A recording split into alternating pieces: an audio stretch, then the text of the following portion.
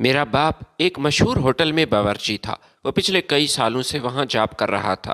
ایک دن میں نے ابا سے کہا کہ میں وہاں آپ کے ریسٹورنٹ میں ضرور آؤں گا، آپ کے ہاتھ کا بنایا ہوا کھانا کھاؤں گا، لیکن یہ ایک سرپرائز ہوگا، میں آپ کو نہیں بتاؤں گا کہ کب آنا ہے۔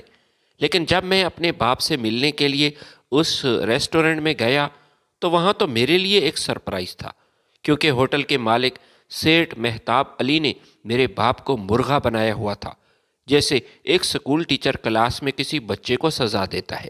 اس کے ہاتھ میں موٹا ڈنڈا تھا اور وہ ابا کو مار رہا تھا۔ میرے باپ نے اچانک مجھے دیکھا تو اس کے چہرے کا رنگ اتر گیا۔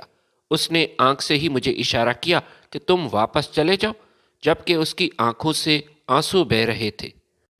ہوٹل میں کسی گاہک نے شکایت لگائی تھی کہ کھانے میں نمک تیز ہے، اس لیے ابا کو یہ سزا دی جا رہی تھی۔ میں اپنے باپ کی مجبوری جانتا تھا۔ ابا کی وجہ سے گھر کا نظام چل رہا تھا اور میں یونیورسٹی میں پڑھ رہا تھا۔ میرا باپ کسی صورت یہ نوکری نہیں چھوڑ سکتا تھا۔ میرے پاس ایک ہی ہتھیار تھا، وہ تھی میری تعلیم۔ تعلیم مکمل ہونے کے بعد میں نے CSS کی تیاری شروع کی، اور جب کئی سال بعد اپنی تحصیل کا اسسٹنٹ کمشنر بنا تو اسی ہوٹل پر دوبارہ کیا۔ میں وہاں بھیس بدل کر گیا تھا اور کھانے کی ٹیبل پر بیٹھا۔ پھر اچانک صدا بلند کی کہ کھانے میں نمک تیز ہو گیا ہے۔ ویٹر نے یہ بات مینیجر کو بتائی اور مینیجر نے اس مالک سیٹھ مہتاب کو بتایا۔ مہتاب علی نے ایک موٹا ڈنڈا اٹھایا اور میرے باپ کو مارنے کے لیے آگے آیا تو میں نے فوراً میرے باپ کا چہرہ کبھی ایسا نہ تھا۔ میں یہ بات پورے یقین سے کہہ سکتا ہوں کیونکہ میں نے ہوش سنبھالنے کے بعد اپنے باپ کو ہمیشہ مسکراتے ہوئے دیکھا تھا۔ اس کے چہرے پر ہمیشہ مسکراہٹ رہتی تھی۔ غربت تھی، تنگی، فاقے، مگر ابا کے چہرے پر ہر حال میں عجیب سی ایک مسکراہٹ ہمیشہ رہتی تھی، جیسے وہ دنیا سے کچھ نہیں مانگتے، جو ملا ہے اسی میں وہ شکر ادا کر لیتے۔ لیکن پچھلے کچھ دنوں سے وہ مسکراہٹ بجھنے لگی تھی۔ ہر شام جب وہ ہوٹل سے واپس آتے، دروازہ کھولتے ہی میں ان کے قدموں کی آہٹ پہچان لیتا تھا۔ میں کتاب بند کر کے اٹھتا، ابا کو سلام کرتا اور ان کے چہرے کو غور سے دیکھتا تھا۔ پسینہ ہوتا، کپڑے سے کھانے کی مہک آتی، مگر جو چیز سب سے زیادہ مجھے چبھتی تھی وہ تھی ان کی آنکھیں، خاموش، تھکی ہوئی اور جیسے کسی انکہی اذیت کا بوجھ اٹھائے ہوئے۔ ابا آج کچھ زیادہ تھکے ہوئے محسوس ہو رہے تھے۔ میں نے ہمت کر کے ایک دن ابا سے یہ پوچھ ہی لیا۔ ابا یہ سن کر چونک گئے، پھر فوراً مسکرائے۔ نہیں بیٹا، کچھ نہیں، میں پریشان نہیں ہوں، بس یہ کام کا زیادہ ہونا، 8-10 گھنٹے لگاتار کھڑے ہو کر کام کرنا پڑتا ہے۔ میں خاموش ہو گیا مگر دل مطمئن نہ ہوا۔ باپ کی مسکراہٹ اکثر اولاد کو دھوکہ دے جاتی ہے، مگر آنکھیں تو سچ بولتی ہیں۔ میں اس وقت کالج میں پڑھتا تھا، کتابوں میں ڈوبا رہتا، مستقبل کے خواب دیکھتا، اور انہی خوابوں میں اپنے ماں باپ کو میں نے شامل کیا تھا۔ میری تعلیم کا خرچ ابا کے اسی ہوٹل کی نوکری سے چل رہا تھا۔ میں جانتا تھا اگر وہ نہ ہوتے تو شاید میں کسی ورکشاپ میں کام کر رہا ہوتا یا پھر کسی دکان میں بیٹھا ہوتا۔ تعلیم میرے لیے ممکن نہیں تھی۔ ایک رات کھانا کھانے کے بعد میں نے پھر بات چھیڑی۔ ابا، ہوٹل کے مالک کا رویہ آپ کے ساتھ کیسا ہے؟ انہوں نے روٹی کا نوالا توڑا، سالن میں ڈبویا، بڑے اطمینان سے کہا۔ مہتاب صاحب، وہ تو بہت اچھے انسان ہیں بیٹا۔ نہ صرف میرے ساتھ بلکہ باقی ملازمین کے ساتھ بھی اس کا رویہ ہمیشہ ٹھیک ہے۔ پھر انہوں نے مجھے غور سے دیکھا۔ لیکن تم آج ایسا کیوں پوچھ رہے ہو بیٹا؟ خیریت تو ہے؟ میں نے فوراً نظریں جھکا لیں۔ نہیں ابا، بس ایسے ہی میں نے پوچھ لیا۔ وہ مطمئن ہو گئے یا شاید بن گئے، لیکن میں تو جانتا تھا کچھ تو ہے جو وہ ہم سے چھپا رہے ہیں۔ یہ بات صرف میں نے محسوس نہیں کی تھی۔ ایک دن امی نے خود مجھ سے کہا تھا، یہ تیرے باپ کو کیا ہو گیا؟ تیرا باپ کماتا اچھا ہے، تنخواہ بھی کافی اچھی ہے، لیکن اس کے چہرے پر خوشی کیوں نہیں؟ چہرے سے خوشی غائب ہے۔ میں نے امی کی طرف دیکھا۔ ماں، آپ کو کیا لگتا ہے؟ کیا مسئلہ ہو سکتا ہے ابا کے ساتھ؟ ماں نے گہری سانس لی۔ بیٹا، میں تو عورت ہوں، گھر تک میں محدود ہوں، اصل بات جاننے کے لیے तुम्हें ही कहीं जाना पड़ेगा, खासकर उस होटल में। कभी उस होटल में जाकर देखो जहां तुम्हारा बाप काम करता है। ऐसी क्या वजह है? यह जुमला मेरे दिल में बैठ गया। उसी रात मैंने फैसला किया, मैं वीकेंड पर अब्बा को सरप्राइज दूंगा। अचानक उसके होटल चला जाऊंगा, उनके हाथ का बना हुआ खाना ज़रूर खाऊंगा। मुझे बचपन से मालूम था अब्बा के हाथ की लज्जत। शायद इसी बहाने मैं उनके चेहरे पर वो पुरानी मुस्कुराहट वापस ले आऊंगा। हमारे घर में गुर्बत का राज था। ये कोई राज नहीं था, मगर अब्बा की मेहनत ने मुझे यूनिवर्सिटी तक पहुंचा दिया था। सेमेस्टर की फ़ीस इतनी ज़्यादा थी कि कई बार फॉर्म हाथ में लेकर मेरा दिल बैठ जाता था, मगर अब्बा हर बार मुझसे यही कहते, बेटा तू पढ़ बस, बाकी मैं देख लूँगा, तेरा बाप अभी ज़िंदा है। यूनिवर्सिटी में मेरा दायरा महदूद था। दोस्त बस एक ही था, ज़्यादातर दानियाल। दानियाल एक खाते पीते घराने से ताल्लुक़ रखता था। अच्छे कपड़े, महंगा मोबाइल और बातों में अजीब सा एतमाद। मगर इन सब बातों के बावजूद वो मेरे करीब था। ये जानता था कि मैं तो गरीब हूँ।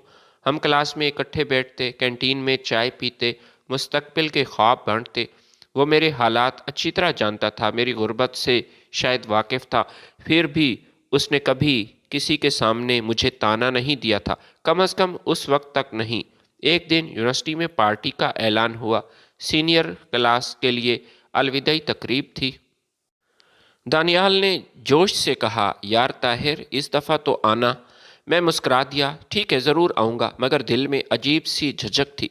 पार्टी के दिन यूनिवर्सिटी नहीं गया था, न मेरे पास ढंग के कपड़े थे, ये तो मैं जानता था। पिछले 3 साल से एक ही जोड़ा। न जूते ढंग के थे। मैं अपनी गुर्बत का हंसी का मौजू बनाना नहीं चाहता था। दानियाल ने फ़ोन किया। मैंने सच बता दिया और फिर फ़ोन बंद किया। अगले दिन जब मैं यूनिवर्सिटी पहुंचा तो जैसे पूरा इदारा मुझ पर हंस रहा था। देखो ज़रा कौन आया, ताहिर आया है। सीनियर की पार्टी थी, मगर साहब के पास शायद कपड़े नहीं थे। फिर हर कोई हंसने लगा। शर्मिंदगी, मैं ज़मीन पर गड़ जाता था। मेरे कपड़ों पर पैबंद थे, जूते पुराने थे, और अब मेरी इज्जत भी तार तार हो रही थी। कभी मुझे स्वीपर से जोड़ा जाता, कभी चंदे की बात की जाती कि इसे चंदा दिया जाए। दिल जलता था, मगर मैंने हार ना मानी। मैंने मेहनत को हथियार बनाया। लेकिन एक चीज़ थी जो अंदर कहीं टूट गई थी, दोस्ती पर यकीन। इसी वीकेंड पर मैं अब्बा के होटल जाने वाला था। मुझे नहीं मालूम था कि जो मंज़र मेरा वहाँ इंतज़ार कर रहा है वो मेरे अंदर के बच्चे को हमेशा हमेशा के लिए मार देगा। पैबंद सिर्फ कपड़ों पर नहीं होते, कुछ पैबंद इंसान के दिल पर भी लगे होते हैं, और वो नज़र नहीं आते, मगर उम्र भर वो चुभते हैं। यूनिवर्सिटी का गेट पार करते ही मुझे एहसास हो जाता था कि मैं यहाँ अजनबी हूँ। न मेरे पास वो एतमाद था जो महंगे कपड़ों से आता था, न वो बेफिक्री जो जेब में पैसे होने से पैदा होती है। कपड़े साफ थे, लेकिन काफ़ी सादा और पुराने थे। बार बार धोने की वजह से उसके धागे बाहर नज़र आते थे। कमीज़ के किनारे से धागा झांकता।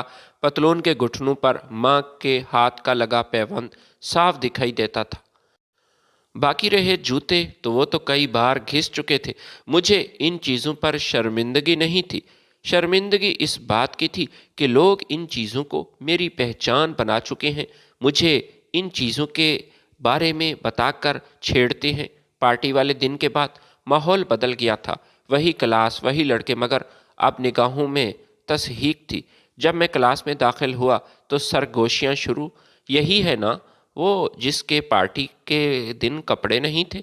यार इसकी शक्ल तो देखो, ये तो लगता ही नहीं कि ये यूनिवर्सिटी का तालिब इल्म है। अजीब बंदा है। मैं अपनी सीट पर जाकर बैठ जाता, किताब खोल लेता और ख़ुद को अल्फाज में छुपा लेता। लेकिन लफ्ज़ कभी कब तक बचाते हैं। एक दिन लेक्चर के दौरान पीछे से किसी ने आवाज़ दी, चचा ज़रा झाड़ू इसे दे दो, हम आराम कर लेते हैं। क्लास कह कहे से गूंज उठी। लेक्चरार ने एक नज़र डाली, मगर वो भी खामोश रहा। वो जानता था कि पूरी क्लास सिर्फ मुझे छेड़ती है, मेरी गुर्बत का मजाक उड़ाती है। मैंने कुछ नहीं कहा, शायद इसलिए कि अगर बोलता तो आंखों से आंसू निकल आते, और मैं इन्हें वो फतहा नहीं देना चाहता था। दानियाल वो अब मेरे साथ नहीं बैठता था। मैं कोई वजह नहीं जानता था कि क्या हुआ। شاید اس دن جب میں پارٹی پر نہیں آیا وہ ناراض تھا۔ پہلے ہم ایک ہی بینچ پر ہوتے، نوٹس شیئر کرتے، ہنستے بولتے۔ اب وہ آگے کی قطار میں بیٹھتا، مہنگا پرفیوم، صاف ستھرے کپڑے، اور میں پیچھے خاموش، الگ تھلگ۔ کئی بار میں نے چاہا کہ اس سے پوچھوں کہ میں نے تمہارا کیا بگاڑا، کیوں دوستی ختم کی، مگر پھر مجھے یاد آ جاتا کہ میں نے خود اپنی مجبوری بتائی تھی، اور اسی مجبوری کو اس نے میرا مذاق بنانے کا ہتھیار بنا لیا تھا۔ غربت کا سب سے بڑا دکھ یہ نہیں ہوتا کہ آپ کے پاس کچھ بھی نہیں، بلکہ یہ ہوتا ہے کہ لوگ آپ کو کچھ نہیں سمجھتے۔ کلاس میں چند لڑکے، خاص کر میرے پیچھے، وہ پڑ گئے تھے، مجھے تنگ کرتے۔ چلو چندہ اکٹھا کرتے ہیں، طاہر کے لیے کم از کم جوتے اور کپڑے تو خرید لیں گے۔ یار اس کے کپڑوں پر پیوند ہے، کہیں یونیورسٹی کی عزت خراب نہ ہو جائے۔ میں نے دانت بھینچ لیے۔ میں انہیں کوئی جواب نہیں دیتا تھا۔ میرے اندر غصہ ضرور تھا، مگر اس غصے کو میں نے پڑھائی میں بدل دیا۔ میں نے خود سے وعدہ کر لیا تھا، اگر دنیا مجھے نیچا دکھانا چاہتی ہے تو میں خود کو اوپر اٹھا کر جواب ضرور دوں گا۔ راتوں کو میں دیر سے پڑھتا، ابا سو جاتے، امی تسبیح ہاتھ میں لیے دعا کرتی تھی، میں کتاب میں جھک جاتا، مگر ذہن وہی جملے بار بار گونجتے رہتے جو دن میں سنے تھے۔ یہ غریب ہے، اس کے کپڑے پیوند شدہ ہیں، اور اسے تو سویپر ہونا چاہیے اسی یونیورسٹی کا۔ ان لفظوں نے مجھے کمزور نہیں کیا، بلکہ میرے اندر ایک ضد پیدا کر دی تھی۔ اسی دوران ویکنڈ قریب آ رہا تھا۔ میں نے فیصلہ کر لیا تھا، میں ابا کے ہوٹل ضرور جاؤں گا۔ امی نے پوچھا کہ بیٹا خیریت ہے، کہاں جا رہے ہو؟ میں نے مسکرا کر امی کو بتایا کہ ابا کے ہاتھ کا کھانا کھانے، میں ذرا وہاں جا کر واپس آتا ہوں۔ ماں بھی مسکرا دی۔ انہیں کیا معلوم تھا کہ یہ مسکراہٹ ایک طوفان سے پہلے کی شاید خاموشی ہے۔ مجھے ابھی بھی یاد ہے، اس دن میں نے ناشتہ نہیں کیا تھا، یہی سوچ رہا تھا کہ دوپہر کو پیٹ بھر کر لنچ کروں گا۔ ابا کے ہاتھ کا ذائقہ، کافی دن ہو چکے تھے ابا کے ہاتھ کا کھانا نہیں کھایا تھا، آج موقع تھا۔ دل میں عجیب سی خوشی تھی کہ ابا کو سرپرائز بھی ملے گا، شاید ان کا بجھا ہوا چہرہ دوبارہ روشن ہو جائے۔ لیکن بعض اوقات انسان خوشی کے ارادے سے نکلتا ہے اور قسمت اس کے ہاتھ میں سچ کی آگ تھما دیتی ہے۔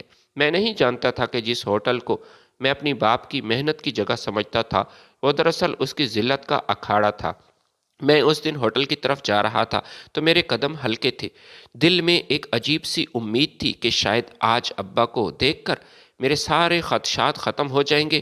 میں نے سوچ رکھا تھا کہ دروازہ کھولتے ہی انہیں آواز دوں گا اور وہ چونک کر مجھے دیکھیں گے، خوشی سے مجھے گلے سے لگائیں گے، اور ان کے چہرے پر وہی پرانی مسکراہٹ ہمیشہ واپس آ جائے گی جسے میں کئی دنوں سے ڈھونڈ رہا تھا، جو کہ غائب ہو گئی تھی۔ میں یہ نہیں جانتا تھا کہ جس دروازے کے پیچھے میں محبت تلاش کرنے جا رہا ہوں، وہاں تو ذلت میرا انتظار کر رہی ہے۔ ہوٹل میں داخل ہوتے ہی شور شرابہ اور برتنوں کی آوازوں نے مجھے گھیر لیا۔ مصالحوں کی مہک فضا میں پھیلی ہوئی تھی۔ ویٹر ادھر ادھر بھاگ رہے تھے اور گاہک وہ میزوں پر بیٹھے کھانا کھانے میں مصروف تھے یا کھانے کا انتظار کر رہے تھے۔ میں نے نظریں دوڑائیں، پھر میری نظر اس کونے پر جا کر ٹھہری جہاں میرا باپ تھا، مگر وہ منظر ایسا نہیں تھا جیسا میں نے سوچا تھا۔ ابا جھکے ہوئے تھے، اس کے ہاتھ کانپ رہے تھے۔ اس کے سامنے ہوٹل کا مالک سیٹھ مہتاب علی وہ کھڑا تھا، اس کے ہاتھ میں موٹا ڈنڈا تھا اور اس نے میرے باپ کو مرغا بنایا ہوا تھا۔ اس کے چہرے پر غصے کی سرخی تھی۔ میں کچھ سمجھ نہ پایا۔ اس سے پہلے ہی اس نے چیخ کر کہا، تم لوگوں کو عقل کب آئے گی؟ گاہک نے تمہاری شکایت کی ہے، نمک تیز تھا۔ میں نے کب کہا، کئی بار تمہیں بتایا، نمک ناپ تول کر ڈالا کرو۔ اور اگلے ہی لمحے اس نے میرے باپ کو مرغا بنایا اور پھر اسے ڈنڈے مارے۔ میں رو رہا تھا، دل میں ایک دکھ تھا، ہر ضرب کے ساتھ اس کے کاندھے ہل رہے تھے، مگر ان کی زبان سے آہ تک نہ نکلی۔ وہ چپ چاپ سب سہ رہے تھے، جیسے یہ ان کے لیے روز کی بات ہو۔ میرے اندر کچھ ٹوٹ گیا۔ میں بھاگ کر آگے آیا اور مہتاب کے ہاتھ سے ڈنڈا چھین لیا۔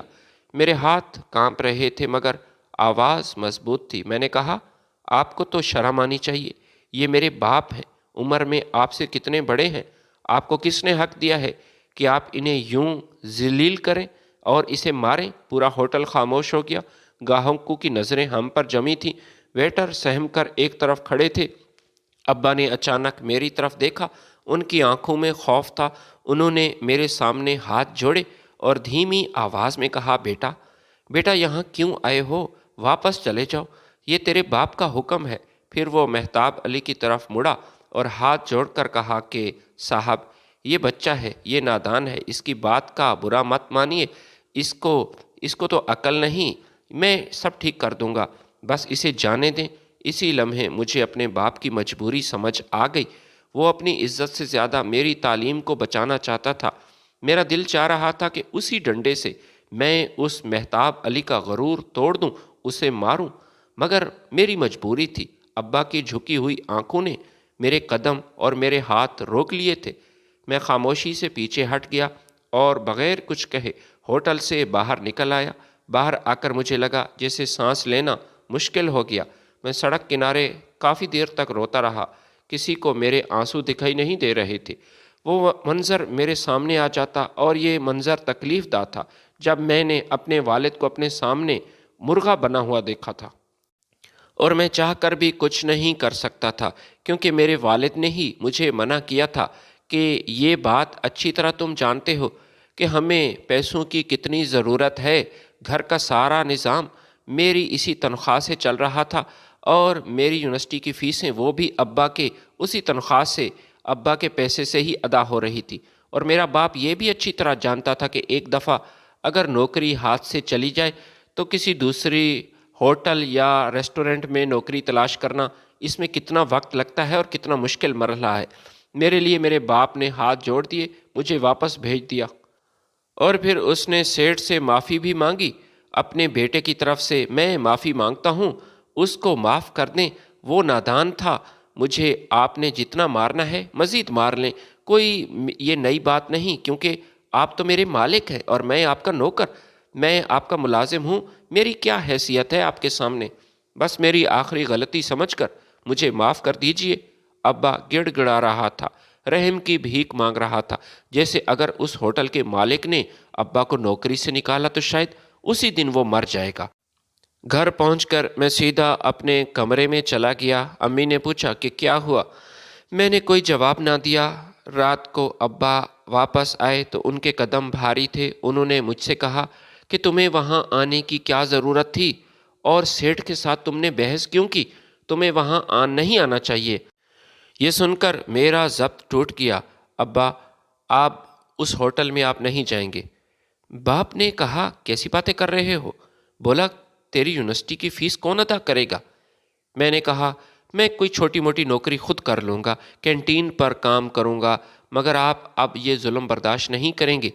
ابا نے میری طرف دیکھا اور آہستہ سے ہاتھ جوڑ دیے اور کہا، بیٹا بس 1 سال مزید مجھے کام کرنے دو، میری برداشت ختم ہونے لگی، تمہاری تعلیم مکمل ہو جائے گی، یہی میری ساری کمائی ہے، یہی میری عزت ہے۔ امی کمرے کے دروازے سے کھڑی سب سن رہی تھی۔ انہوں نے پوچھا، کیا بات ہے؟ مگر ابا نے آنکھوں کے اشارے سے مجھے روک دیا اور خاموش ہو گیا۔ یہی کہا کہ ماں کو مت بتانا۔ اس موقع پر خاموش ہونے کی کئی وجوہات تھی، لیکن سب سے بڑی وجہ یہ بھی تھی کہ میں یہ نہیں چاہتا تھا کہ میری ماں کو اس بات کا پتہ چلے کہ اس کے شوہر کے ساتھ کیا ہوا۔ وہ بھی تو میرے باپ سے محبت کرتی تھی، اس کا خیال رکھتی تھی، میرے باپ کی بے عزتی ذلت برداشت نہیں کر سکتی تھی، لہٰذا میں وہاں خاموش ہو گیا۔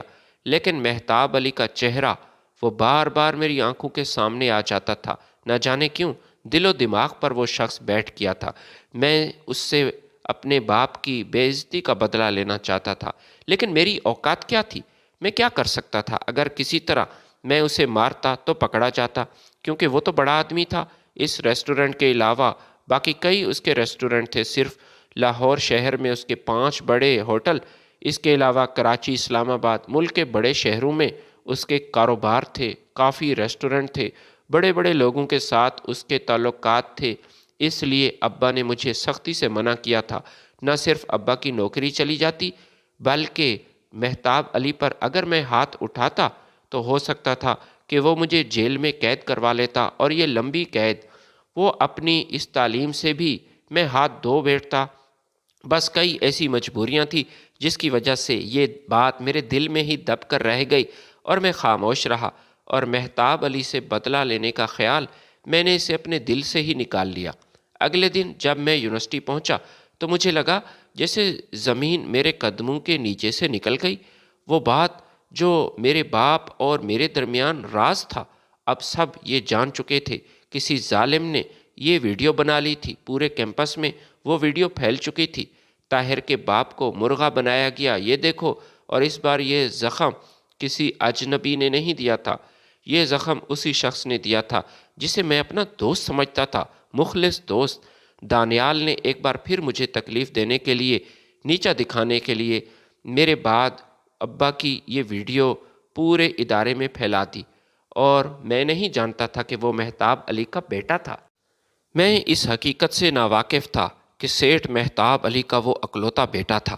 ناصر میرے پاس آیا، میرا دوست ناصر، اور مجھ سے کہنے لگا، یار برا مت ماننا، لیکن یہ حقیقت ہے، جب دانیال کو پتہ چلا کہ تمہارا باپ اس کے ہوٹل میں کام کرتا ہے، اس کے باپ کا ملازم ہے، تب اس نے دوستی ختم کی، یا شاید اس کے اپنے باپ نے اسے نصیحت کی ہوگی کہ امیر لوگوں سے، بڑے افسروں کے بچوں سے دوستی کرو، اس باورچی کے بیٹے سے دوستی کر کے تمہیں کیا ملے گا؟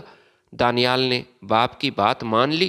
اسی لمحے مجھے سمجھ آ گیا کہ دوستی اعتبار دونوں امیروں کے لیے ہے، عیاشی غریب لوگوں کے لیے یہ صرف خواب ہوتے ہیں۔ میں نے دانیال کی طرف دیکھا، وہ دور کھڑا تھا، نظریں چرا رہا تھا۔ شاید اسے بھی احساس ہو گیا تھا کہ اس نے کیا کھویا، مگر میرے لیے اب سب کچھ واضح ہو چکا تھا۔ میں جانتا تھا کہ دانیال کس ذہانت کا آدمی ہے۔ اس دن میں نے دل میں یہ فیصلہ کیا کہ میں اب کسی پر اعتبار نہیں کروں گا، کسی کو اپنی مجبوریاں نہیں بتاؤں گا۔ میں نے خود سے وعدہ کیا کہ ایک دن میں اتنا مضبوط بنوں گا کہ کوئی میرے باپ کو جھکانے کی ہمت نہ کرے۔ لیکن مجھے نہیں معلوم تھا کہ یہ سفر کتنا طویل ہو سکتا ہے، اور اس راستے میں مجھے کن کن امتحانوں سے گزرنا پڑے گا۔ کچھ مناظر انسان کی آنکھوں میں نہیں، دل میں اترتے ہیں اور پھر وہاں سے کبھی نہیں نکلتے۔ میرے باپ کا وہ جھکا ہوا وجود، وہ کانپتے ہوئے ہاتھ، اور وہ خاموشی جس میں ساری چیخیں دفن تھیں، میرے ساتھ یونیورسٹی تک آ گئی تھی۔ کلاس روم میں بیٹھا ہوتا تو سامنے بورڈ پر لکھے لفظ وہ دھندلا جاتے تھے۔ آنکھوں کے سامنے بار بار وہی منظر آ کھڑا ہوتا تھا۔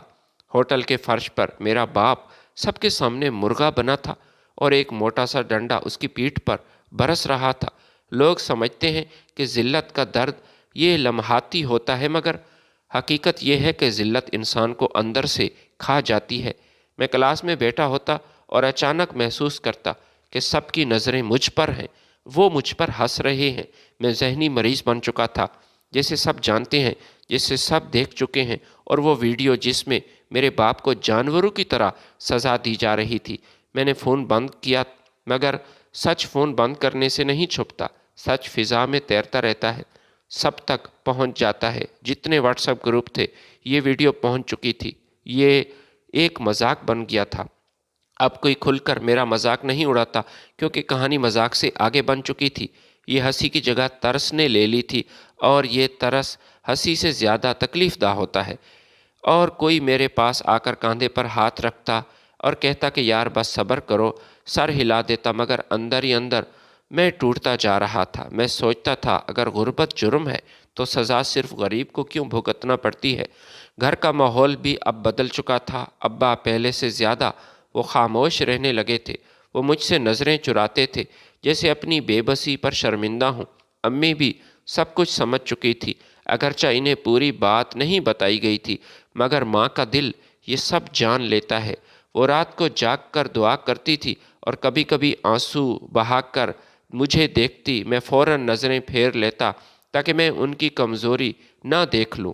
میں کئی راتوں سو نہ سکا، بستر پر لیٹا ہوتا اور سوچتا تھا کہ کیا واقعی انسان کی عزت اس کی جیب سے جڑی ہوتی ہے؟ کیا انسان کا خلوص، اس کی شخصیت یہ کوئی معنی نہیں رکھتی؟ کیا ایک باورچی ہونے کا مطلب یہ ہے کہ آپ کو انسان اسے نہ سمجھے؟ میں نے اپنے آپ سے وعدہ کیا کہ میں اس ذلت کو اپنے باپ کی تقدیر نہیں بننے دوں گا، مگر اس وعدے کی قیمت بہت بھاری تھی۔ ایک دن میں دوبارہ یونیورسٹی کے کوریڈور سے گزر رہا تھا۔ دانیال میرے سامنے آ گیا۔ وہ پہلے کی طرح پر اعتماد نہیں تھا۔ اس کی آنکھوں میں ایک لمحے کے لیے جھجک ابھری تھی، پھر اس نے فوراً منہ موڑ لیا جیسے میں کوئی اجنبی ہوں۔ مجھے اس سے نفرت نہیں ہوئی تھی، کیونکہ نفرت کے لیے بھی طاقت چاہیے، اور میں تو اس کے ہم پلہ نہیں تھا۔ اس وقت میری ساری طاقت اپنے باپ کو سہارا دینے میں صرف ہو رہی تھی۔ ابا روز ہوٹل جاتے تھے جیسے کچھ ہوا ہی نہیں، مگر میں جانتا تھا کہ ہر قدم کے ساتھ وہ خود کو تھوڑا تھوڑا مار رہا تھا۔ وہ صرف میرے لیے زندہ تھا، اور میری فیس کے لیے، میرے مستقبل، میرے خواب ان کے لیے اپنی عزت سے زیادہ قیمتی تھے۔ اور یہی بات مجھے اندر سے توڑ رہی تھی، اور میری راتوں کی نیند ختم ہو رہی تھی، کیونکہ میں چاہتا تھا کہ وہ میرے لیے نہیں، اپنے لیے جئیں۔ ایک شام میں نے ان کے ہاتھوں کے یہ زخم دیکھے۔ وہ چپ چاپ بیٹھے سبزی کاٹ رہے تھے۔ میں نے آہستہ سے کہا کہ ابا، یہ زخم کیسے ہیں؟ انہوں نے فوراً ہاتھ پیچھے کر لیا اور مسکرا کر بولا کہ بیٹا کچھ نہیں، کیوں پریشان ہوتا ہے، بس یہ چاقو لگ گیا تھا۔ میں نے کچھ نہیں کیا، مگر میرا دل چیخ رہا تھا، کیونکہ میں جانتا تھا یہ چاقو نہیں تھا، یہ طاقت کا وار تھا، غرور کا وار تھا۔ اسی دن میں نے فیصلہ کر لیا کہ اگر اس نظام میں رہ کر میرے باپ کو مرغا بنایا جاتا ہے تو مجھے اس نظام کا حصہ نہیں بننا، بلکہ اسے بدلنا ہوگا۔ یہ خیال ابھی دھندلا تھا، مگر کہیں نہ کہیں میرے اندر ایک راستہ بن چکا تھا، ایک ایسا راستہ جو مجھے کمزور سے مضبوط اور مظلوم سے با اختیار بناتا۔ میں نے اپنی پڑھائی میں خود کو دفن کر لیا۔ کتابیں یہ میری پناہ گاہ بن چکی تھی۔ میں نے ہر اس چیز سے کنارہ کشی اختیار کر لی جو مجھے کمزور کر رہی تھی۔ دوست، تقریبات، سب کچھ اب پیچھے رہ گیا تھا۔ میرے سامنے صرف ایک ہی تصویر تھی۔ ایک دن میرا باپ سیدھا کھڑا ہوگا، اس کے سامنے ہاتھ نہیں جوڑے گا، اور وہ کوئی اسے مرغا بنانے کی ہمت نہیں کرے گا۔ میرے باپ کو کوئی ذلیل نہیں کر سکتا۔ مگر میں نہیں جانتا تھا یہ سفر مجھے کہاں لے کر جائے گا۔ میں یہ بھی نہیں جانتا تھا کہ وقت مجھے دوبارہ اسی ہوٹل کے دروازے پر کیا لا کر کھڑا کرے گا۔ مگر اس بار حالات کیا بدلے ہوں گے، کردار بدلے ہوں گے، اور انجام بھی، کیونکہ ذلت خاموشی سے برداشت کی جاتی ہے، مگر انصاف خاموشی سے نہیں ملتا، اور میرے اندر انصاف کی آگ اب پوری طرح جل رہی تھی۔ قربانی اگر شور مچائے تو شاید اس کا وزن کم ہو جاتا ہے۔ میرے باپ کی قربانی وہ خاموش تھی، اس لیے وہ سب سے بھاری تھے، اور کچھ کہے بغیر سب سہ رہے تھے، اور شاید یہی بات مجھے سب سے زیادہ توڑ رہی تھی۔ میں ان کی آنکھوں میں یہی سوال دیکھتا تھا جو وہ کبھی زبان پر نہیں لائے تھے، جیسے وہ خود سے پوچھ رہے ہوں کہ کیا واقعی میں اتنا کمزور ہوں؟ کیا میں واقعی اتنا بے بس ہوں کہ اپنے بیٹے کے سامنے بھی سر اٹھا کر نہیں چل سکتا؟ گھر میں ابا کا وجود ایک سایہ بن چکا تھا۔ وہ آتے ہی سلام کرتے، کھانا کھاتے، اور پھر خاموشی سے سو جاتے تھے۔ نہ کسی سے شکایت، نہ کسی سے شکوہ، جسے انہوں نے خود کو حالات کے حوالے کر دیا ہو۔ پہلے ایسا نہیں تھا۔ ابا جب بھی ہوٹل سے واپس آتے، گپ شپ لگاتے، ہماری بات ہوتی۔ رات 12 بجے سے پہلے تو ہم نہیں سوتے تھے۔ امی بھی ابا کی خاموشی کو سمجھ گئی تھی۔ وہ ان کے لیے زیادہ سوال نہیں کرتی تھی، بس کبھی کبھی ان کے سامنے چائے رکھ دیتی، آہستہ سے کہتی، اللہ سب ٹھیک کرے گا، صبر کریں، اور ابا بس سر ہلا دیتے۔ کئی بار دل چاہا کہ امی کو سب بتا دوں کہ ابا کے ساتھ کیا ہوا تھا، وہ ویڈیو، وہ مرغا بننا، وہ ڈنڈا، مگر ہر بار ابا کی وہ نظریں مجھے روک لیتی تھی۔ وہ نہیں چاہتے تھے کہ گھر کا سکون ٹوٹ جائے۔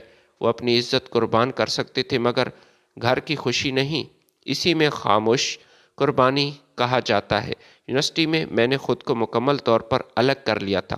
اب میرا کوئی دوست نہیں تھا۔ میں نے نہ کسی سے بات کی، نہ کسی سے نظریں ملائیں۔ میرا دن کلاس، لائبریری کے درمیان گزرنے لگا۔ میں جان بوجھ کر کینٹین نہیں جاتا تھا، کیونکہ مجھے معلوم تھا وہاں بیٹھ کر لوگ باتیں کریں گے، مجھے نیچا دکھائیں گے، اور ان کی نظریں مجھے چبھیں گی۔ اب میں مزید زخم برداشت نہیں کر سکتا تھا۔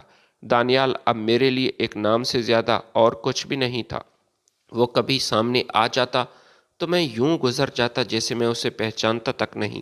وہ بھی شاید اسی خاموشی کو سمجھ چکا تھا، کیونکہ اس نے کبھی دوبارہ بات کرنے کی کوشش نہیں کی تھی۔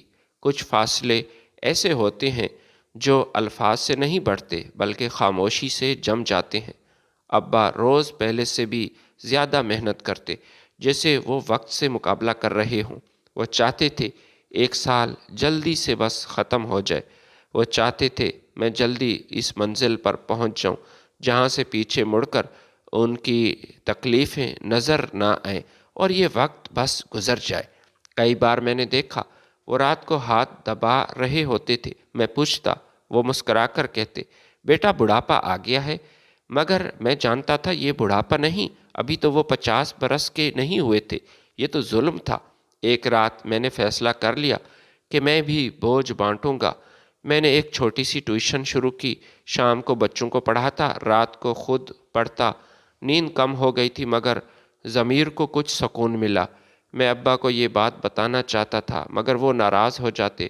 وہ نہیں چاہتے تھے کہ میں تعلیم کے ساتھ کوئی اور بوجھ اٹھاؤں، مگر میں نے چپ چاپ یہ قربانی قبول کی تھی کیونکہ شاید یہ اب میرے حصے کی خاموش قربانی تھی۔ امی کو بس اتنا پتہ تھا کہ میں پڑھ رہا ہوں۔ وہ دعا کرتی، ان کی دعاؤں میں کوئی لفظ نہیں ہوتا۔ وہ اکثر کہتی، اللہ کسی ماں کی گود خالی نہ کرے، کسی باپ کا سر نہ جھکائے۔ میں ان کی بات سنتا، دل میں ایک عہد کرتا کہ میں اپنے باپ کا سر دوبارہ فخر سے ضرور بلند کروں گا۔ وقت تیزی سے نہیں گزرتا جب انسان درد میں ہو، مگر وہ رکتا بھی نہیں۔ دن مہینوں میں اور یہ مہینے سالوں میں بدلنے لگے۔ امتحانات قریب آ رہے تھے۔ میں نے خود کو مکمل طور پر کتابوں کے حوالے کر دیا تھا۔ میں نے ہر وہ چیز چھوڑ دی تھی جو مجھے کمزور کر سکتی تھی۔ میں جانتا تھا اگر میں اس مرحلے پر ڈگمگا گیا تو میرے باپ کی ساری قربانیاں وہ رائیگاں ہو جائیں گی۔ ابا ایک دن میرے کمرے میں آئے، اس وقت میں پڑھ رہا تھا۔ انہوں نے میرے سر پہ ہاتھ رکھا اور کہا، بس تھوڑا سا صبر کرو بیٹا، یہ دن بھی گزر جائیں گے، بس اپنی محنت جاری رکھو۔ میں نے ان کی آنکھوں میں پہلی بار امید دیکھی تھی، وہ امید جو شاید انہوں نے خود سے چھین لی تھی اور میرے لیے بچا کر رکھی تھی۔ اس لمحے مجھے محسوس ہوا کہ میں اکیلا نہیں ہوں، میرے پیچھے ایک باپ کھڑا ہے جو ٹوٹ کر بھی مجھے سہارا دے رہا ہے۔ مگر مجھے یہ بھی اندازہ تھا کہ یہ قربانی ہمیشہ کے لیے نہیں ہو سکتی، کسی نہ کسی دن اس کا حساب ہونا تھا۔ خاموشی کی بھی ایک حد ہوتی ہے اور جب وہ ٹوٹتی ہے تو پھر آواز نہیں گونجتی، انجام بھی سامنے آ جاتا ہے۔ میں نہیں جانتا تھا کہ آنے والا وقت مجھے کس امتحان میں ڈالے گا اور کیا میں اس امتحان میں کامیاب ہوں گا، مگر اتنا میں جان چکا تھا کہ اب میں پیچھے نہیں ہٹوں گا، کیونکہ جو کچھ میں نے دیکھا تھا، جو کچھ میں نے سہا تھا، وہ سب مجھے ایسے موڑ کی طرف لے جا رہا تھا جہاں خاموشی قربانی بولنے والی تھی۔ محنت کبھی خاموش نہیں رہتی اور جو اب جواب دینا ضروری تھا، بس اس کی آواز وقت پر نہیں آتی۔ میں نے یہ سب اس دن بات سمجھی جب امتحانی حال میں بیٹھا تھا۔ میرے ہاتھ کانپ رہے تھے، میرے سامنے سوالیہ پرچہ اور کسی سفارش، کسی سہارے یا دعا کے علاوہ کسی چیز کی ضرورت محسوس نہیں ہو رہی تھی، کیونکہ میں نے جو پڑھا تھا وہ میرے اندر اتر چکا تھا۔ ان مہینوں میں میری زندگی ایک معمول بن چکی تھی، صبح یونیورسٹی، شام ٹیوشن، رات کو پڑھائی، نیند کم تھی، مگر ضمیر وہ تو پرسکون تھا۔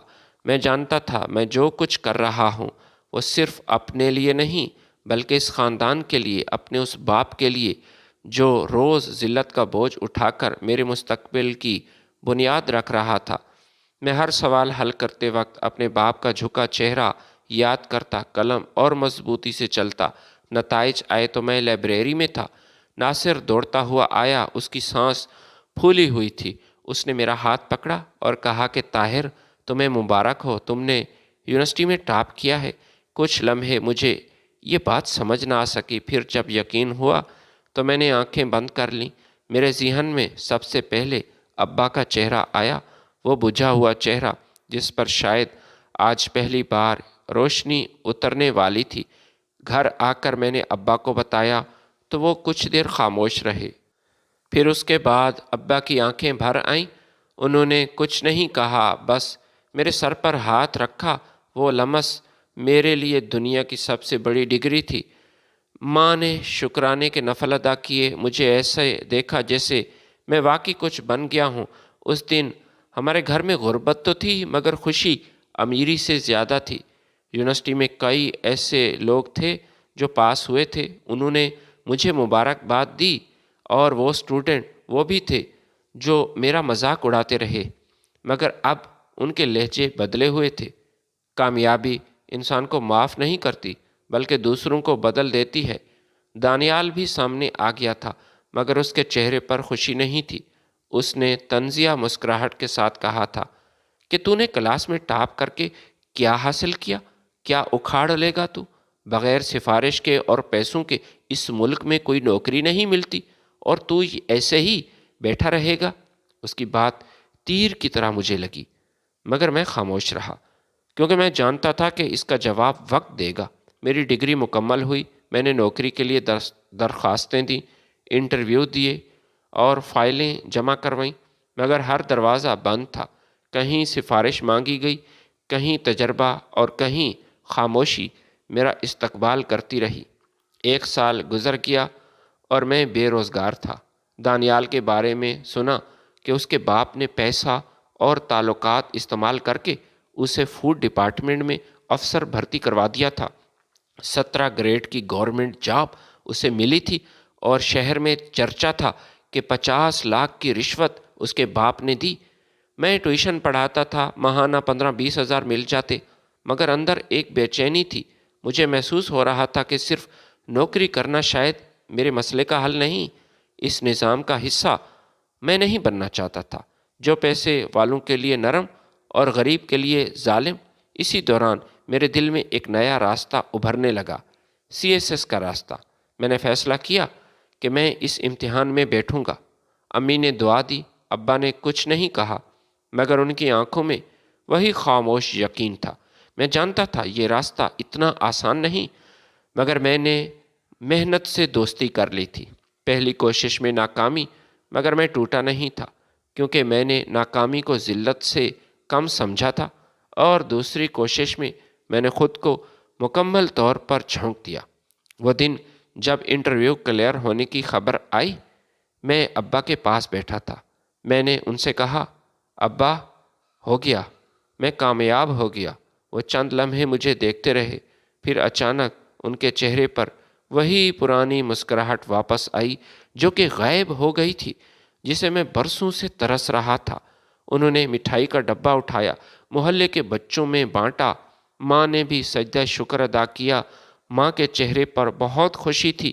میں نے پہلی بار محسوس کیا کہ میرے باپ کا سر اب جھکا ہوا نہیں تھا۔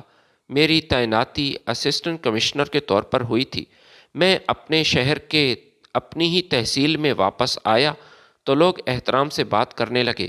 وہی لوگ جو کبھی میرے کپڑوں کے پیوند گنتے تھے، آج میرے الفاظ گنتے ہیں، مگر میرے دل میں کوئی غرور نہیں، میرے رویے میں کوئی ایسی تبدیلی نہیں تھی۔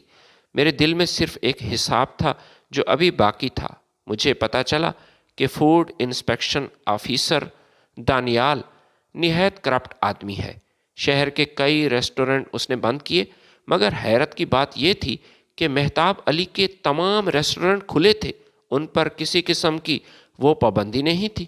اب مجھے سمجھ آ گیا کہ مہتاب علی نے اپنے بیٹے کو یہ نوکری کیوں دلوائی، اور اس کے لیے 50 لاکھ کی رشوت اس نے کیوں ادا کی۔ دراصل اس سے پہلے جو فوڈ ڈپارٹمنٹ کا آفیسر تھا، وہ کئی بار مہتاب علی کے ہوٹل بند کر چکا تھا، اور اس کی وجہ سے ایک بار اس کا یہ غیر معیاری کھانا اور صفائی کا اس کے ریسٹورنٹ میں کوئی خیال نہیں رکھا جاتا تھا۔ کئی بار لوگوں نے ریسٹورنٹ کے لیے منفی کمنٹ پاس کیے تھے اور شکایات موصول ہوئی تھی۔ فیڈ بیک کوئی اچھا نہیں تھا۔ مہتاب علی پر بھاری جرمانہ عائد کیا گیا تھا، جس کی وجہ سے اسے غصہ تھا۔ اس نے اپنے تعلقات استعمال کر کے اس فوڈ انسپیکٹر کو اپنے شہر سے نکالا، اس کا تبادلہ کروایا، اور یہی کوشش اس کی تھی کہ کسی طرح اس کا بیٹا دانیال اس کی تعلیم مکمل ہو جائے تو وہ اپنے بیٹے کو ہی اسی شہر میں فوڈ انسپیکٹر بنا دے گا۔ اور وہ اپنے مقصد میں کافی حد تک کامیاب بھی ہوا تھا۔ شہر کے باقی ہوٹلوں پر چھاپے مارے جاتے تھے، ان پر بھاری بھاری جرمانے وہ عائد کیے جاتے تھے، لیکن مہتاب علی کی دکانوں اور ہوٹلوں پر نہ کوئی چھاپا مارا گیا، نہ ہی یہ کیا گیا۔ یہ سب اس کی آنکھوں کے سامنے ہو رہا تھا۔ اسسٹنٹ کمشنر بننے کے بعد لوگ مجھ سے ملنے کے لیے آتے تھے۔ سفارشیں، تحفے، تحائف، مسکراہٹیں، ہر چیز ایک ترتیب کے ساتھ میرے سامنے رکھی جاتی تھی، مگر میں جانتا تھا یہ سب کیوں ہے۔ لوگ مجھے نہیں، میرے عہدے کو سلام کر رہے تھے، اور اسی عہدے نے مجھے پہلی بار یہ موقع دیا کہ میں فیصلہ کروں، ایک ایسا فیصلہ جو بہت ضروری ہے کہ میں کس صف میں کھڑا ہونا چاہتا ہوں، میں کیسا آدمی بننا چاہتا ہوں۔ شہر میں فوڈ ڈپارٹمنٹ کی کارروائیاں موضوع بحث تھیں۔ ریسٹورنٹ بند ہو رہے تھے، مگر ایک نام بار بار سامنے آ رہا تھا، وہ سیٹھ مہتاب علی کا تھا۔ اس کے ریسٹورنٹ محفوظ تھے، کوئی چھاپا نہیں، نہ کوئی نوٹس دیا گیا۔ سب جانتے تھے کہ اس کا اپنا بیٹا دانیال وہ فوڈ انسپکٹر ہے، وہ آفیسر ہے۔ وہ یہ جانتے تھے کہ انصاف آنکھیں بند کر کے بیٹھا ہے۔ میں نے آہستہ آہستہ معلومات اکٹھی کرنا شروع کی۔ میں نے ایک فائل بنائی، کئی فائلیں دیکھیں، شکایات پڑھیں، اور وہی نام بار بار آ رہا تھا، بشیر احمد باورچی۔ شکایت: نمک تیز ہے، بدتمیز ہے، غفلت کرتا ہے۔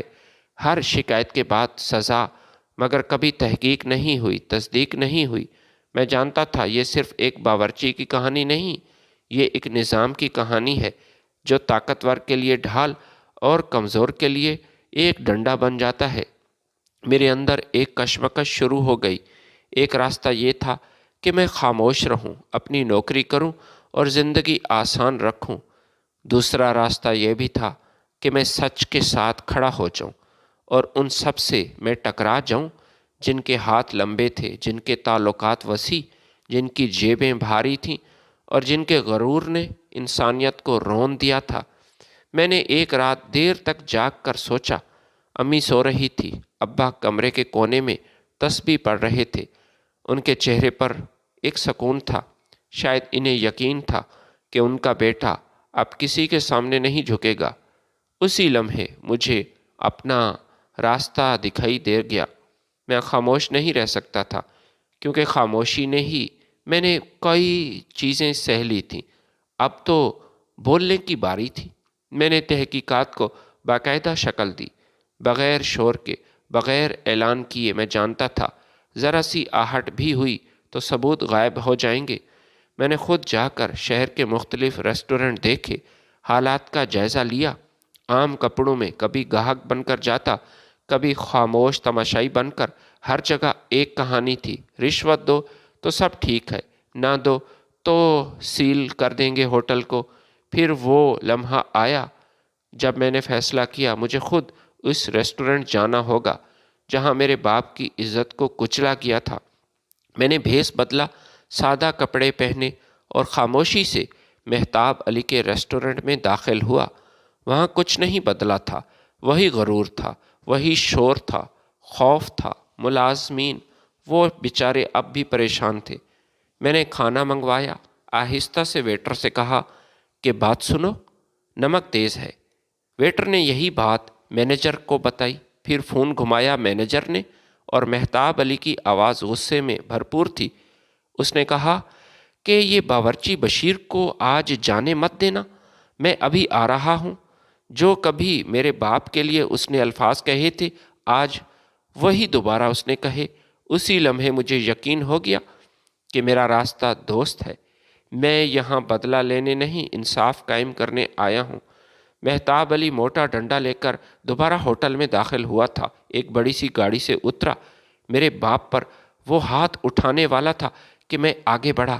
میں نے اس کا ہاتھ پکڑ لیا اور کہا، آج نہیں، بشیر احمد کا میں بیٹا ہوں، اور آج تمہاری طاقت کا امتحان ہوگا۔ وہ مجھے گھور کر دیکھنے لگا، مگر اس کی آنکھوں میں پہلی بار خوف تھا، کیونکہ اس بار سامنے ایک مجبور بیٹا نہیں، ایک با اختیار افسر کھڑا تھا۔ اسی لمحے پولیس اور فوڈ اتھارٹی کی ٹیم وہاں پہنچی۔ ریسٹورنٹ کی تلاشی شروع ہوئی۔ ایکسپائر مسالے، گندے فریج، چوہے، وہ سب جو باورچی خانے میں بھاگ رہے تھے۔ برسوں کی کرپشن ایک ہی دن میں ننگی ہو گئی۔ میں نے مہتاب علی کو دیکھا، اس کا غرور بکھر رہا تھا، وہی شخص جو لوگوں کو مرغا بناتا اب خود لرز رہا تھا۔ مجھے معلوم تھا اب واپسی کا راستہ نہیں، میں نے ایک راستہ چن لیا بس۔ وقت نے کروٹ بدل لی تھی، مگر بہت خاموشی سے۔ وہی لڑکا جس کے پیوند لگے کپڑوں پر ہر کوئی ہنستا تھا، جس کا مذاق اڑایا جاتا تھا، اب فائلوں کے بوجھ تلے دبے کمروں میں بیٹھا تھا، جہاں فیصلے مسکراہٹ اور لفافوں کے وزن سے ہوتے تھے۔ اس کے چہرے پر اب بھی سادگی تھی، مگر آنکھوں میں وہ معصومیت نہیں رہی تھی جو کبھی اس کی سب سے بڑی کمزوری تھی۔ اب وہاں ایک ٹھہرا ہوا عزم تھا، ایک ایسا عزم جو چیختا نہیں تھا، بس صرف انتظار کرتا تھا۔ میں نے خود کو ظاہر نہیں کیا، اس نے نام نہیں بتایا، اس نے کسی پر الزام نہیں لگایا، وہ صرف سیکھ رہا تھا، نظام کو، لوگوں کو، ان کی چالوں کو، اور ان ہاتھوں کو جو ہمیشہ پاک نظر آتے ہیں مگر اندر سے گندے ہوتے ہیں۔ وہ جان چکا تھا کہ براہ راست لڑائی ہار کا سبب بنتی ہے۔ یہاں انصاف مانگا نہیں جاتا، یہاں انصاف چھینا جاتا ہے، مگر عقل کے ساتھ۔ وہ مختلف دفتروں میں گیا، کبھی ایک معمولی محقق بن کر، کبھی کسی پروجیکٹ کا اسسٹنٹ بن کر۔ اس کے سوال سادہ ہوتے مگر نوٹ بہت گہرے۔ کون سا فائل کس میز پر رکھی، کون سا کیس کہاں دبایا گیا، کس دستخط کے بدلے کتنی رقم ملی، وہ سب دیکھ رہا تھا۔ میں سب باتیں محفوظ کر رہا تھا۔ میرے پاس اب کاغذ نہیں تھے، میرے پاس کہانیاں تھیں، سچ کی کہانیاں جو وقت آنے پر بولنے والی تھی۔ دوسری طرف دانیال اور اس کا باپ اپنی طاقت کے نشے میں اور زیادہ بے خوف ہو چکے تھے۔ وہ مجھے دھمکی دے رہے تھے کہ تو نے اپنے پیر پر کلہاڑی ماری، تو ہمارا کچھ نہیں بگاڑ پائے گا۔ انہیں لگتا تھا کہ اب سب کچھ ان کے ہاتھ میں ہے، وہی ریسٹورنٹ، وہی تحقیق، وہی کہے۔ فرق صرف یہ تھا کہ وہ سمجھتے تھے کوئی ان تک پہنچ نہیں سکتا۔ انہیں کیا معلوم تھا کہ ان کی ہر ہنسی کے پیچھے کوئی خاموشی سے گنتی کر رہا ہے۔ ایک دن میں نے پہلی چال چلی، بہت معمولی، اتنی کہ کسی کو شک تک نہ ہوا۔ ایک فائل جو برسوں سے دبائی جا رہی تھی اچانک اوپر آ گئی، پھر دوسری اور پھر تیسری۔ اسی میں ساری کرپشن، اسی میں سارے دھاندلی اسی میں تھی۔ میڈیا نے سوال پوچھا، محکموں میں سرگوشیاں ہونے لگی۔ وہ لوگ جو کل تک ناقابل رسائی تھے اب فون اٹھانے سے گھبرانے لگے۔ میں اب بھی سامنے نہیں آیا تھا، میں اب بھی بھیس بدل رہا تھا، کیونکہ میں جانتا تھا کہ اس جنگ میں چہرہ نہیں، بس ثبوت وہ جیتتے ہیں۔ میں نے باپ کو بھی کچھ نہیں بتایا۔ بوڑھا باپ اب بھی اسی سادگی سے زندگی گزار رہا تھا، لیکن اسے معلوم تھا کہ مہتاب کے ساتھ کیا واقعہ پیش آیا، مہتاب کو اپنے کیے کی سزا کیسے ملی۔ میری آنکھوں میں ایک عجیب سی روشنی آ گئی، جیسے مجھے محسوس تھا کہ کہیں نہ کہیں انصاف میری دہلیز پر آ گیا ہے۔ پھر آخر کار وہ دن آیا جب دانیال کے باپ کو پہلی بار عدالت کی طرف سے نوٹس آیا۔ وہی شخص جو کبھی دوسروں کو ذلیل کر کے لطف لیتا تھا، اب خود کمرہ عدالت میں نظریں چرا رہا تھا۔ اس نے اپنے اثر و رسوخ کو استعمال کرنا چاہا، تعلقات استعمال کرنے کی کوشش کی، مگر اس بار سامنے بیٹھے لوگ بدلے ہوئے تھے۔ ان کے پاس فائلیں تھیں، ثبوت تھے اور تاریخیں، یہ دستخط تھے، اور سب سے بڑھ کر سچ تھا۔ پورا شہر اس بات کا گواہ تھا کہ مہتاب علی کے ہوٹلز میں غیر معیاری کھانا تھا اور صفائی کا خیال نہیں رکھا جاتا تھا، اور کسٹمر کے ساتھ بھی اس کا رویہ وہ کافی نامناسب تھا، اور ملازمین کو تو وہ انسان نہیں سمجھتا تھا۔ اس کے ریسٹورنٹ میں چوہے دوڑتے تھے اور مسالہ جات اور باقی سامان وہ ایکسپائر تھا۔ مہتاب علی کے تمام ہوٹلوں کو سیل کیا گیا اور عدالت کی طرف سے حکم دیا گیا کہ دانیال کو نوکری سے نکالا جائے۔ دونوں باپ بیٹا اپنے انجام کو پہنچ چکے تھے۔ وہ دانیال جو میرا مذاق اڑاتا تھا آج جیل کی سلاخوں کے پیچھے تھا، اور دانیال کا وہ باپ جس میں فرعونیت تھی، جس نے میرے باپ کو مارا تھا مرغا بنا کر، تمام لوگوں کے سامنے میرے باپ کو ذلیل کیا تھا، آج وہ بھی اپنے انجام کو پہنچ چکا تھا۔